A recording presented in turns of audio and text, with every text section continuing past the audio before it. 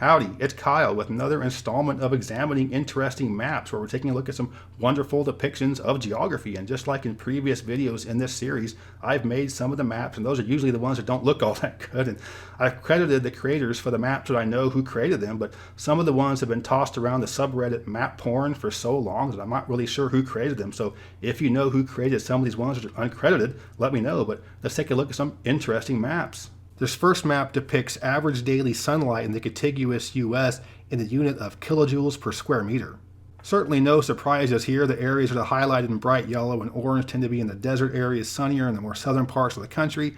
The areas around the Great Lakes, New England, and the Pacific Northwest receive less sunlight because you have much more cloud cover, and you're farther north, so you just have fewer hours of daylight during the winter months.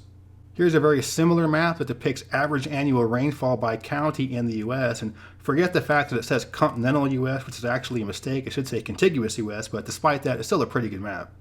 So no real surprises here. The areas that are dark red are more desert areas in the southwestern U.S. You have dark green in the Pacific Northwest. And if you look in kind of the middle of the southeastern U.S., it's kind of a dark green spot. That's right where I live. It's one of the wettest parts of the U.S. outside, or contiguous U.S. outside of the Pacific Northwest. So a lot of rain in the southeast, especially on the Great Smoky Mountains. The more lightly shaded counties in the western U.S. are areas that are on the windward side of high mountains. So you do get a little bit of rain, a lot of snow during the wintertime in these areas where the air is forced to rise above these mountains, and you get a lot of rain on the windward side, but the darker colors tend to be on the leeward side or the eastern side of these mountain ranges. This map shows which states across the U.S. have a demographic that's the most similar to the national demographic. If you look in the bottom right corner, you will see the national demographic depicted in terms of race and ethnicity. The darker that the state is colored is indicative of states that have a demographic more similar to the national demographic. So Illinois is a state whose demographics are most closely aligned with the national demographic. The more lightly colored states are states where one particular race or ethnic group has a much larger part of the population than the national demographic. And this is most notable in New Mexico in the southwestern U.S., West Virginia in the mid-Atlantic region, and the states of Maine, New Hampshire, Vermont, and New England, as well as Hawaii. This is a map that depicts all of the continental divides in North America. Continental divides are what separate the various watersheds of North America. So water that falls on one side of these divides will empty out into the sea through one direction, and water on the other side of that same divide will go to the sea in a different direction. So I do want to point out the Great Basin in the southwestern portion of the U.S. It's primarily Nevada, but it's also portions of Utah, California, and Oregon.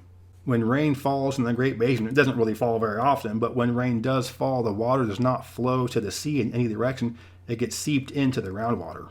There are other parts of North America that have a feature like this, including portions of Wyoming and central Mexico, but the biggest area of no outflow to the sea is the Great Basin.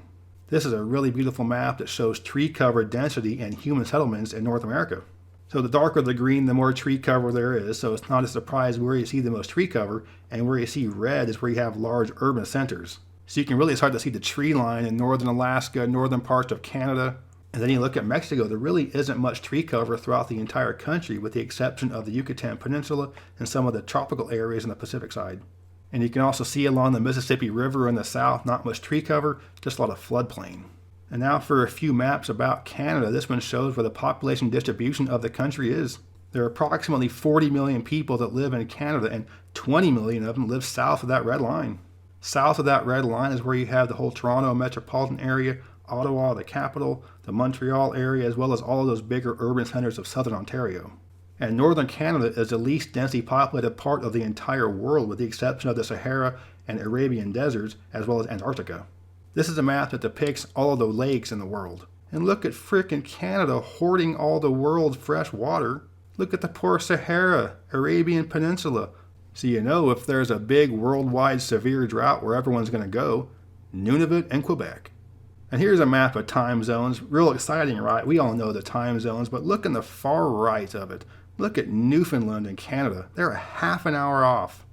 Their official time is a half an hour off of the next time zone over. So in case you live somewhere that's along a time zone boundary, or maybe you get tripped up a lot with daylight saving time and stuff, but imagine having to deal with a half an hour off time zone right next to you.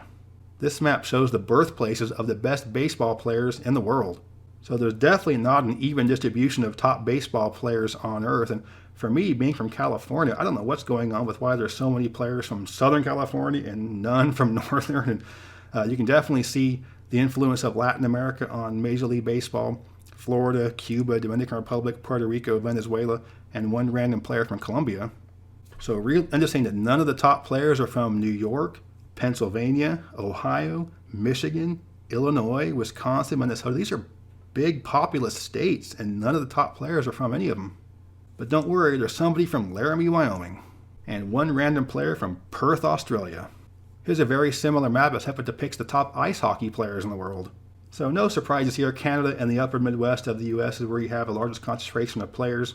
Quite a few in Western Canada as well. And a pretty interesting dynamic in the Nordic countries of Europe where you have a lot of players from Sweden and Finland, but none from Norway. I believe cross-country skiing is the most popular sport in Norway. Hockey really isn't that popular there. And one random player from Orlando, Florida. Must have gotten his training from Disney on Ice. Here's a map of the world that only depicts deserts and tropical rainforests. It's easy to pick out the African continent here, with most of the northern quarter of the continent being desert and most of the middle part of the continent being tropical rainforest. Pretty interesting blob of Australia in the southeastern portion of the map. Indonesia, Malaysia, and the Philippines look exactly the same, and nowhere in Europe is either desert or tropical rainforest. This map does not depict Antarctica, but Antarctica is actually mostly desert. It gets really cold there, but not much precipitation. This map depicts the minimum legal age to purchase alcohol. These are the national laws. I know that in some countries, individual states and provinces can set their own minimum age, but I think in Quebec, Canada, the age is 18, but for the most part, this is what you're going to get nationwide. I know that in parts of Europe and other parts of the world, you can be 16 and go to a restaurant and have a beer if you're with your parents, but this is generally what you're going to find worldwide. I think this is one of those things where the U.S. is kind of out of touch with the rest of the world. It's pretty ridiculous that you need to be 21 to buy alcohol when you can be 18 to basically do anything else in the U.S.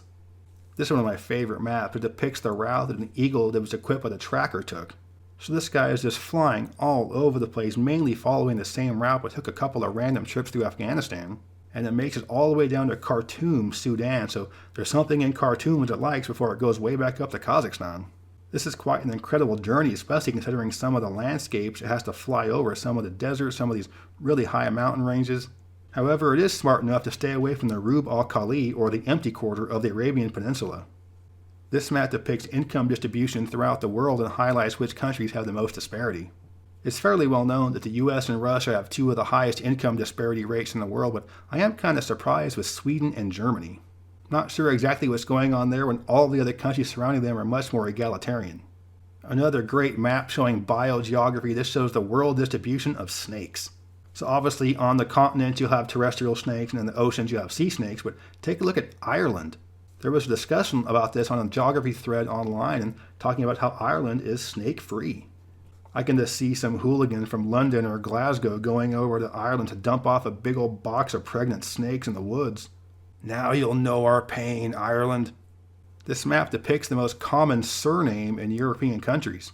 As an American, the only people I really come across who have European ethnicities are those who are descendants of European immigrants. So it's very interesting to see which names are most popular in the home countries, even though these aren't the most popular names for the immigrants that came to the US from these countries. It's also pretty interesting that Poland, Czechia, and Slovenia all have kind of the same most popular last name, even though the languages are very different. And the same is true for Slovakia and Croatia. Here's an overlay map that compares the sizes of the largest lakes in the world. The Caspian Sea is the largest lake in the world, although it is not fresh water. Lake Superior is the largest freshwater lake in the world, and the North American Great Lakes are represented here with its geographic integrity. So your homework for tonight is to take a look at this map and label these lakes by the country in which they're located. If you want to know what the closest national park to where you live is, well, this is the map for you. And with fewer national parks in the eastern half of the U.S., there's going to be a larger distance between them. And some of these national parks in the West are so close to each other that you don't have to be very far away before you're closer to another one. I've been to all the national parks in the contiguous U.S. with the exception of Voyageurs in Minnesota, and a few of the ones that are islands, including Isle Royale in Lake Superior. This is a satellite image of Brasilia, which is the capital of Brazil. Up until 1960, the capital of Brazil was Rio de Janeiro, which is in the far south part of the country. The government wanted to relocate the capital to somewhere more in the middle of the country and chose the spot where Brasilia is. This is a 100% planned city. There was nothing there before 1960. All the development in the city has been planned, so that's why the street pattern looks very neat and clean. Most other big cities worldwide are going to have kind of a jumble of streets, and it won't look as neat and orderly as this from space. Most of the major Latin American cities are kind of chaotic and they've had really random development through the years. So it's pretty interesting to see a place like Brasilia that was completely planned. Here's a profile of the Great Lakes of North America. It can be fairly difficult to follow what's going on here, especially because Lakes Huron and Michigan have about the same latitude range. But essentially what you're seeing here is water flowing from one end to the other. You can look at that big drop off between Lake Erie and Lake Ontario, and that's Niagara Falls. And never mind the fact that Niagara is misspelled on this map. And with the Great Lakes being the largest freshwater lake system in the world, it's no surprise that when they have a big drop like Niagara Falls, it's one of the biggest waterfalls in the world. So it really shows the differences between the Great Lakes, because you look at Lakes Erie and Ontario, from the surface they look about the same size, but obviously Lake Ontario is much more voluminous. This is a pretty sad map that shows the roll call of the House of Representatives in 1830 for the Indian Removal Act. So this is essentially the Trail of Tears. If you look at the roll call, if just 2 members of the House would have voted differently, the Trail of Tears would have never happened. This is arguably the worst law in the history of the United States and one of the darkest moments in our country's history, and just 2 members of Congress could have changed it. Here's another great map of biogeography that shows the ranges of various bear species in North America. And it has a really good legend that clearly depicts where the territories of these species overlap. It's pretty interesting how various groups of black bears have been cut off from others in the country. I know that in some parts of the country, the black bear territory extends farther than this map shows. As humans build more and more out in the woods, farther and farther out in the exurbs, we're encountering more and more bears, and as we're pushing bears out from where they normally live, they're coming more into the city, so you're seeing a lot more urban bears being seen. There's a video of a black bear just moseying down the busiest streets of downtown Chattanooga in 2020. That's probably fairly common in the Mountain West, but not Tennessee. At least not yet. Here's a map titled The Other One by Randall Munroe, and I love the content of this map. The presentation isn't the greatest, but it's still a pretty cool map. So what this shows is towns that have a name that's more well known in another part of the country. I especially like Atlantic City, Wyoming, and Key West, Virginia. There's also a Texas, New York, and a New York, Texas. And there are actually quite a few more of these than are shown on this map, but this map shows some of the best ones. There's quite a bit to take in on this map, so you might want to pause the video to check out some of the details. And the last one I want to show is just this beautiful physical map of Utah. It's one of my favorite states in the country for outdoor activities. And look in the southeastern portion of the state, that's where you have a lot of the national parks. So you have the big canyons, the beautiful scenery, all that colored sandstone. And there are a handful of maps like these for various states, but I did want to show the one for Utah just because I do love the geology and the topography so much. So that wraps up part 4 of examining interesting maps, and I love doing these videos, and I post one every few months, so check in the future to see which one comes up next. I hope you enjoyed this video. If you did, please give me a thumbs up to let me know you approve, and subscribe to this channel if you're interested in learning more about U.S. geography. I'm talking about cities and counties and states and ranking them in all kinds of different categories, talking about maps like this, and everything I do comes from a little more nerdy type perspective. But yeah, thanks for watching. Geography King, signing out.